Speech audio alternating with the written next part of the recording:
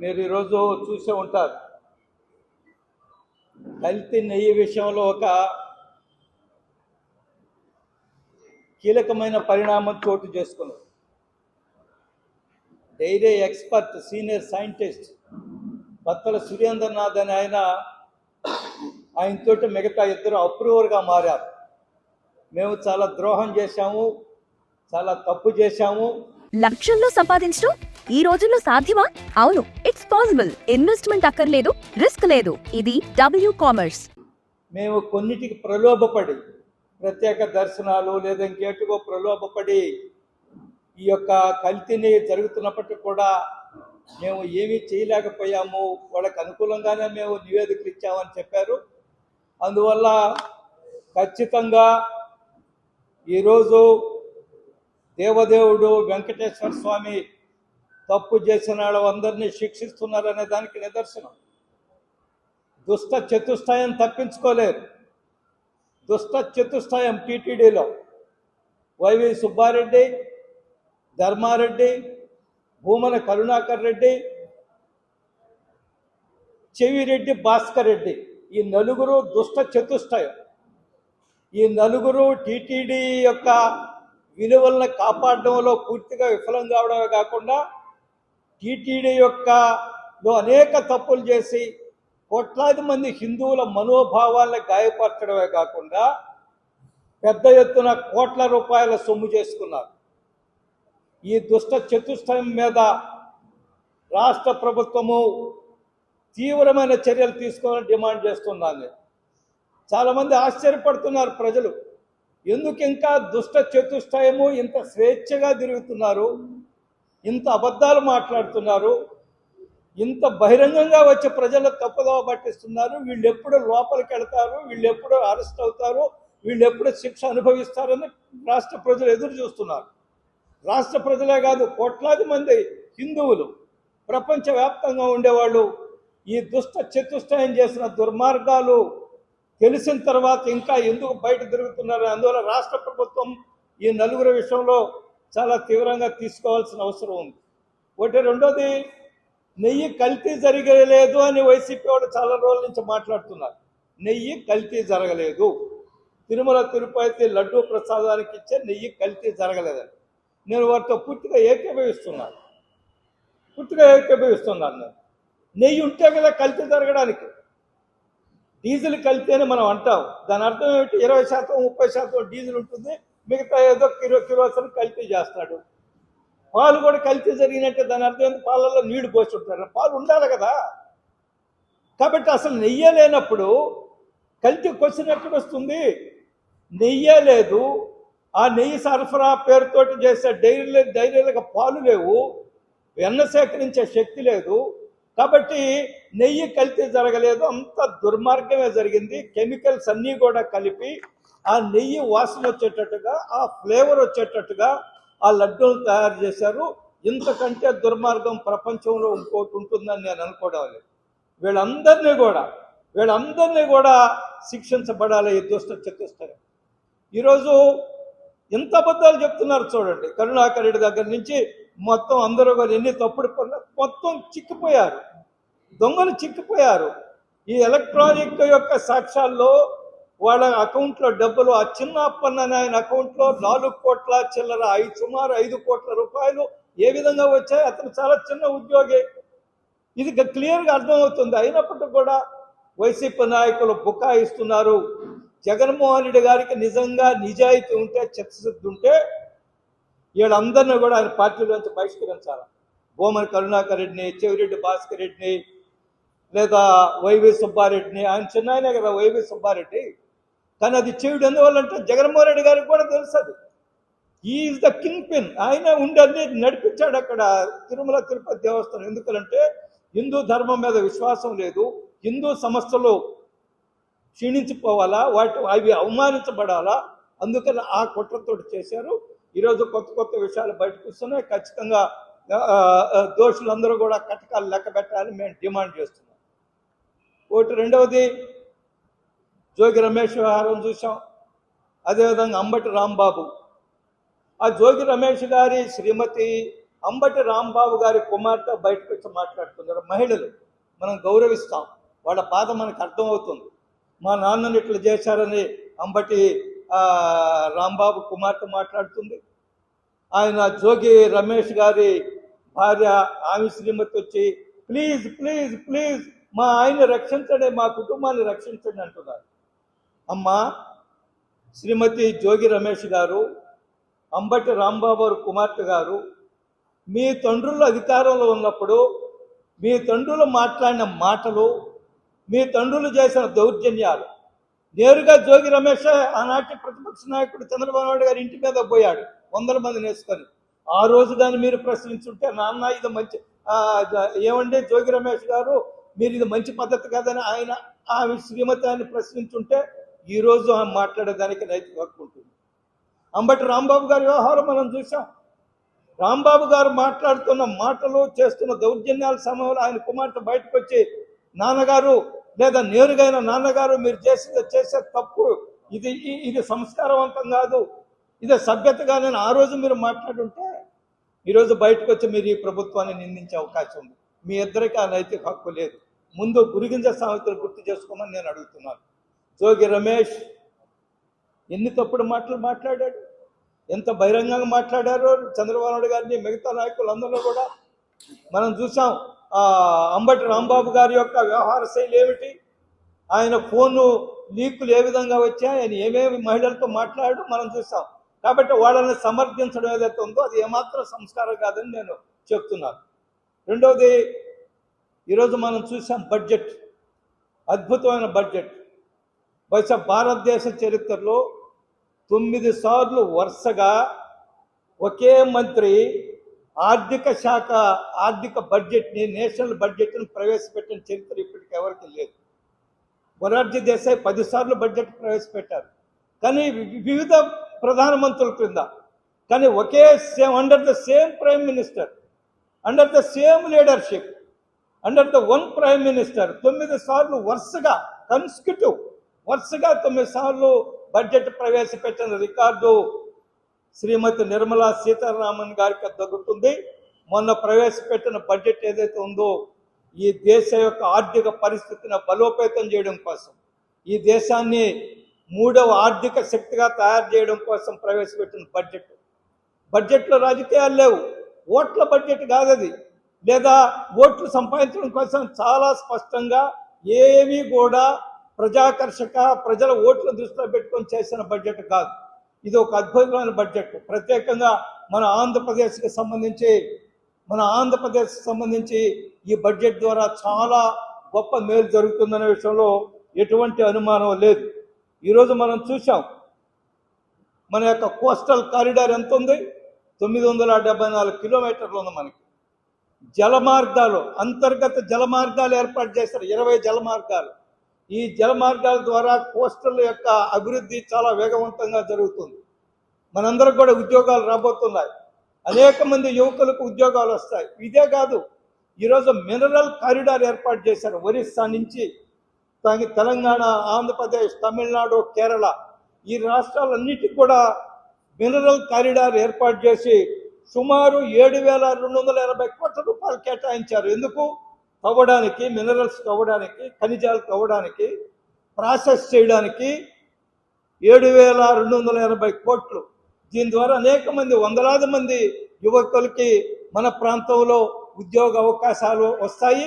ఖచ్చితంగా నిరుద్యోగ సమస్య పెద్ద ఎత్తున పరిష్కరించబడుతుంది ఈరోజు యూనియన్ బడ్జెట్ ద్వారా. అదే సమయంలో అరకులోయ మనం చూసాం, యూనియన్ బడ్జెట్లో ఇచ్చారు. అరకులోయలో ట్రెక్కింగ్ అండ్ హైయింగ్. ట్రెక్కింగ్ అంటే అక్కడ పర్యాటక ప్రాంతంగా అభివృద్ధి చెందుతుంది. అనేక మంది అరకులోయకు వచ్చే అవకాశం ఉంది. మీరు స్టోర్ క్రియేట్ చేసి లింక్ లేదా QR ని షేర్ చేస్తారు. కస్టమర్ ఆర్డర్ ప్లేస్ చేస్తారు. డెలివరీ, రిటర్న్స్, రిఫండ్స్ అన్ని ప్లాట్ఫామ్ హ్యాండిల్ చేస్తుంది. ఎప్పుడైతే టూరిజం డెవలప్ అవుతుందో మనకి ఆదాయం వస్తుంది. అదేవిధంగా ఫారిన్ కరెన్సీ కూడా వస్తుంది, విదేశీ మనకి మారకం కూడా వస్తుంది. ఎందుకంటే విదేశస్తులు కూడా పెద్ద ఎత్తున ఆ టూరిజం దానికి వస్తారు కాబట్టి. ఇంకోటి, రెండోది మనం చూసాం, ఆంధ్రప్రదేశ్, తమిళనాడు బార్డర్లో ఈరోజు మనకు తెలుసు పులికాట్ సరస్సు. పక్షులు చూడడానికి బయట నుంచి 100,000 మంది వస్తారు. ఆ పక్షులు చూడడానికి 3 కారిడార్లు ఏర్పాటు చేసింది కేంద్ర ప్రభుత్వం. ఎందుకంటే ఎక్కడైనా హాయిగా నిలబడి పక్షుల్ని డిస్టర్బ్ చేయకుండా దూరంగా ఉండి 3 ప్రాంతాల్లో పెద్ద ఎత్తున అన్ని వస్తువులు కల్పిస్తూ 3 ప్రాంతాల్లో పర్యాటకులు వచ్చి ఆ యొక్క పక్షుల్ని, పులికాట్ పక్షుల్ని దర్శించుకునే అవకాశం ఉంటుంది. ఇది పెద్ద ఎత్తున రెవెన్యూ మన జిల్లాకి, మన రాష్ట్రానికి మనం ఈరోజు జనరేట్ కాబోతుంది. ఇది యొక్క బడ్జెట్ యొక్క మన కేంద్ర బడ్జెట్లో మనకు వచ్చిన అనేక లాభాల్లో ఇది ఒకటని కూడా విషయం మీ దృష్టికి తీసుకొస్తున్నాను. అదే సమయంలో ఈరోజు చంద్రబాబు నాయుడు గారు రైతులతో ఏదో సమావేశం కూడా ఉంది. నదుల అనుసంధానానికి ఈరోజు ప్రారంభం జరుగుతుంది. కృష్ణ, గోదావరి, పెన్న ఈ నదుల అనుసంధానానికి మన ఆంధ్రప్రదేశ్ పెద్ద ఎత్తున కీలక పాత్ర పోషించబోతుంది. మనందరికీ తెలుసు, వాజ్పేయి గారి హయాంలో నదుల అనుసంధానం ప్రాజెక్టు ప్రారంభించారు. నదుల అనుసంధానం ద్వారా వరదలు ప్రమాదం తగ్గుతుంది. అదేవిధంగా లక్షల ఎకరాలకు నీరు అందుతుంది. బ్యారన్ ల్యాండ్స్, మెట్ట ప్రాంతాలకు నీరు చేరే అవకాశం ఉంటుంది. ఈరోజు ఆ అనుసంధానం జరగనందువల్ల సుమారు ఒక్క గోదావరి నుంచే 3000 టీఎంసీలు సముద్రంలో వేస్ట్గా కలిసిపోతున్నాయి. వాటన్నిటిని కూడా మనం వాడుకునే అవకాశం ఉంటుంది. అందువల్ల ఖచ్చితంగా ఈ నదుల అనుసంధానం కార్యక్రమం ఏదైతే ఉందో మన ఆంధ్రప్రదేశ్ అనుసంధానానికి ఒక మార్గదర్శనం కాబోతుంది. కూటమి ప్రభుత్వం ఆధ్వర్యంలో ఈరోజు కేంద్ర బడ్జెట్ ద్వారా అనేక వస్తువుల ధరలు కూడా తగ్గిపోతున్నాయి. ఈ విషయాన్ని కూడా మనందరం కూడా దృష్టిలో పెట్టుకోవాలా. ప్రధానంగా మీడియా వాళ్ళు దీన్ని పెద్ద ఎత్తున ప్రచారం చేయవలసిన అవసరం ఉందని నేను భావిస్తున్నాను. రెండవది, గణనీయంగా ధరలు తగ్గుతున్నాయి బడ్జెట్ వల్ల. చాలామంది దుష్ప్రచారం చేస్తున్నారు ఆంధ్రప్రదేశ్కి ఏమి రాలేదని. ఆంధ్రప్రదేశ్ పోలవరం కానివ్వండి, పోలవరం వేగవంతంగా పనులు జరుగుతున్నాయి. 2027 కల్లా వచ్చే సంవత్సరం ఏదైతే మనం టార్గెట్ పెట్టుకున్నామో ఆ టయానికి పోలవరం పూర్తి చేస్తుంది. కేంద్ర ప్రభుత్వం అన్ని విధాలా పోలవరానికి ఆదుకుంటుంది. ఈరోజు అమరావతి ఒక అద్భుతమైన రాజధానిగా తయారవుతుంది. అమరావతికి కూడా ఆంధ్రప్రదేశ్ పెద్ద ఎత్తున నిధులు ఇస్తుంది. నరేంద్ర మోడీ గారు ఈరోజు ఆంధ్రప్రదేశ్ విషయంలో ఒక ప్రత్యేక శ్రద్ధ తీసుకుని ఆంధ్రప్రదేశ్ కేవలము అక్షర క్రమంలోనే కాకుండా అభివృద్ధిలో కూడా ఆంధ్రప్రదేశ్ ఒక గొప్ప ఆర్థిక శక్తిగా తయారవుతుంది. మన రాష్ట్రంలో అనేక పరిశ్రమలు వస్తున్నాయి. పరిశ్రమలన్నిటికీ కూడా కేంద్ర ప్రభుత్వం, రాష్ట్ర ప్రభుత్వం పెద్ద ఎత్తున మద్దతు ఇస్తుంది. అందుకని ఈరోజు బడ్జెట్ ద్వారా ఆంధ్రప్రదేశ్ అభివృద్ధిని సాధించబోతుంది. అదే సమయంలో ఈ లడ్డు వ్యవహారం ఏదైతే ఉందో, ఈ కల్తీ లడ్డు వ్యవహారం ఏదైతే ఉందో అది కూడా ఒక కొలిక్కి వస్తుంది. అందులో భాగంగానే కొంతమంది అప్రూవర్స్గా మారారు. కాబట్టి మన రాష్ట్రానికి మంచి రోజులు వచ్చాయి, ఇంకా మంచి రోజులు వస్తాయి. ఇంకా పెద్ద ఎత్తున రాష్ట్రం అభివృద్ధి చెందుతుంది. ఈరోజు ప్రధాన ప్రతిపక్ష పార్టీ అయోమయంలో ఉంది. జగన్మోహన్ రెడ్డి గారు ఏం మాట్లాడుతున్నారో ఆయనకు అర్థం కావడం లేదు. ఆయనపై విచారిస్తున్నాడు అంబటి రాంబాబుని. ఆ రోజు పట్టాభి అని ఆయన్ని టీడీపీ నాయకుడు ఇంటిని ధ్వంసం చేశారు. టీడీపీ నాయకుడు ఇంటిని సుమారు 20 లక్షల రూపాయలు నష్టపోయాడు ఆయన. మొత్తం టీవీలు, ఫర్నిచరు. ఆ పట్టాభి అని ఆయన శ్రీమతి కుమార్తె బిక్కుమంటే ఆ ఇంట్లో ఉన్నారు ఈ దౌర్జన్యానికి భయపడిపోయి. కాబట్టి ఈరోజు వైసీపీ వాళ్ళకి నైతిక హక్కు లేదు, మా మీద దౌర్జన్యాలు చేస్తున్నారని. ఎవరు దౌర్జన్యాలు చేసినా మనం ఖండిస్తాము. రాజకీయాల హింసకు తావులేదు, రాజకీయాల దౌర్జన్యాలకు తావులేదు. కానీ దౌర్జన్యం దొంగ అన్నట్టుగా వైసీపీ మాట్లాడడం ఏదైతే ఉందో దాన్ని మేము ఏమాత్రం ఆమోదించడం లేదు. చట్టం తన పని చేసుకుంటుంది. అసభ్యంగా, నీచంగా, సంస్కారహీనంగా మాట్లాడే వాళ్ళందరూ ఎవరైనా సరే, ఏ పార్టీ అయినా సరే కటకటాలు లెక్క పెట్టవలసిందని ఈ సందర్భంగా అందరూ కూడా విజ్ఞప్తి చేస్తాం. రాసి పెట్టుకోండి. నేను బహుశా మీకు అందరికంటే ముందు పోతాను లేదా తర్వాత పోతాను నాకు తెలియదు, కానీ మా వాడు ఉంటాడు కదా జిల్లా అధ్యక్షుడు. 2029లో కాదు 2034లో కూడా వైసీపీ ప్రభుత్వం అధికారానికి వస్తే క్వశ్చనే లేదు. మనం మళ్ళా పదే రోజు కలుసుకునేవాళ్ళమేను. నన్ను మీరు ప్రశ్నించండి 2029 తర్వాత. There is no chance at all. నిన్నగాక మొన్న 4 రోజుల క్రితం జరిగిన ఇండియా టుడే సీ వాటర్ సర్వేలో ఆంధ్రప్రదేశ్లో ప్రత్యేకంగా కూటమి ఇంకా బలం పెంచుకున్నది. 24 లోక్సభ సీట్లు వస్తాయని చాలా స్పష్టంగా చెప్పింది. 24 లోక్సభ సీట్లు. ఇండియా టుడే ఏం బీజేపీకి అనుకూలం కాదు. ఆయన రజదీప్ సర్దేశాయ్ అన్నాడు బీజేపీ వ్యతిరేక, ఆయన chief editor India Today. C voter ఇద్దరు కలిసి చేసిన సర్వేలో చాలా స్పష్టంగా తిరిగి మళ్ళా ఎన్డీఏ ప్రభుత్వం మంచి మెజారిటీతో కేంద్రంలో వస్తుంది. ఆంధ్రప్రదేశ్లో కూటమి ఇంకా బలం పెంచుకున్నది. ఒక్క సీటుకు 1 లేదా 2 లోక్సభ సీట్లకు మాత్రమే వైసీపీ పరిమితి కాబోతుంది. వైసీపీకి కేవలం 1-2 వచ్చే సీట్లు మాత్రం అవకాశం ఉందని నేను చెప్తున్నాను. మళ్ళా నువ్వు నన్ను ప్రశ్నించు. కనుచూపు మేరలో వైసీపీ అధికారానికి వచ్చే అవకాశమే లేదు. నేషనల్ డైరీ డెవలప్మెంట్ బోర్డు అని ఒకటి ఉంది. అందులో ప్రిలిమినరీ ఎంక్వైరీలో ప్రాథమిక దర్యాప్తులు ఏం తేలిందంటే vegetable fats and animal fats కలిసి ఉండే అవకాశం ఉందని చెప్పారు.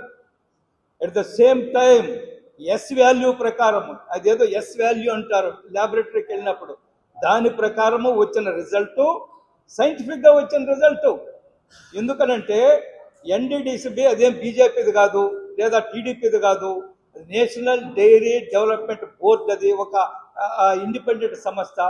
అంతెందుకు 2022లో మైసూర్లో వచ్చిన ల్యాబ్ రిపోర్ట్స్ని తీసుకొచ్చి ఆ ల్యాబ్ రిపోర్ట్స్లో ఇది ఏమాత్రం నెయ్యి కాదు, కల్తీ జరిగింది, చాలా దుర్మార్గంగా ఉందని ఆ రోజు ధర్మారెడ్డి గారి దగ్గరకు తీసుకొస్తే ధర్మారెడ్డి గారు ఏమన్నారు, ఆ రిపోర్ట్ను పరిగణలోకి కూడా తీసుకున్నది ఇసిరాడ పక్కన కొట్టాడు.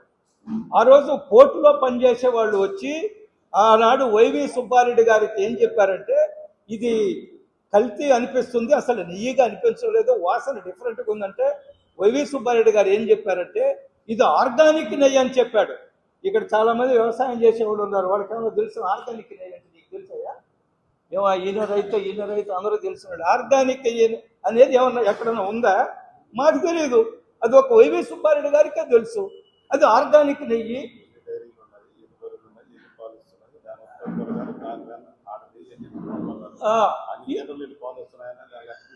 అసలు ఆ రికార్డులో లేవు కదా. అందుకని నేను చెప్పేదంటే వైసీపీ వాడుతో నేను ఏకీభవిస్తున్నాను. నెయ్యి కల్తీ జరగలేదు. అసలు నెయ్యి ఉంటే కదా కల్తీ జరగడానికి. కెమికల్స్, ఆ కెమికల్స్ సప్లై చేసిన వాళ్ళని అరెస్ట్ చేస్తున్నారు. ఆ ల్యాబులకి వెళ్ళారు, ఎంక్వైరీ చేశారు. కాబట్టి మీరు ఎవ్వరూ కూడా ఆందోళన చెందాల్సిన అవసరం లేదు. ఏమండి, కెమికల్స్కు ముందు చేసిన టెస్ట్ అది. ఆ టెస్ట్లో వచ్చింది పువ్వు అంటే vegetable fat and Animal fat ఉండే అవకాశం ఉందన్నారు. కన్ఫర్మ్ చేసి చెప్పరా ఉండే అవకాశం ఎందుకు? దాని అర్థం ఏమిటి? కల్తీ జరిగినట్టే కదా, కల్తీ ఉన్నట్టే కదా, అనుమానం వచ్చిన కల్తీ ఉన్నట్టే కదా. మళ్ళా ఎంక్వైరీలు ఏం తేలింది? చాలా స్పష్టంగా ఇది అసలు నెయ్యే లేదని చెప్పారు. ఆ సప్లై చేసిన డైరీలకి ఆ కెపాసిటీ లేదు. వీటన్నిటికీ ప్రధానమైన అంశము 2019లో చాలా కఠినమైన నిబంధనలు. ఏమి నిబంధనలు? ప్రతి డైరీ సప్లై చేసే వాళ్ళందరూ కూడా కెపాసిటీ ఏ విధంగా ఉండాలి?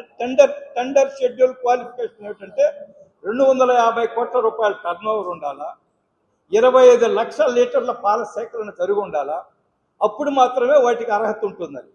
వీళ్ళు వచ్చి ఏం చేశారు? టెండర్ నిబంధనలే మార్చేశారు. 250 కోట్ల 100 కోట్లకు చేశారు. అసలు పాలు సేకరించాల్సిన అవసరమే లేదని చెప్పారు. నెయ్యి ఇవన్నీ సేకరించాల్సిన అవసరం లేదని చెప్పారు. టెండర్లో ఉంది, మన దగ్గర సిట్ రిపోర్ట్ ఉంది కదా. కాబట్టి ఎవడో తప్పించుకోలేడు. మీరు ఏం ఆందోళన చెందొద్దు. కనుచూపు మేరలో వైసీపీ అధికారానికి వచ్చే అవకాశం ఉంది. హోమ్ మేకర్ అయినా, కంటెంట్ క్రియేటర్ అయినా, కిరాణా షాప్ ఓనర్ అయినా అందరికీ సమాన అవకాశం. భారతదేశం మొత్తం మీద దాదాపు 25,000 మందికి పైగా W-Commerce తో స్టోర్స్ నడుపుతున్నారు. Visit www.wcommerce.store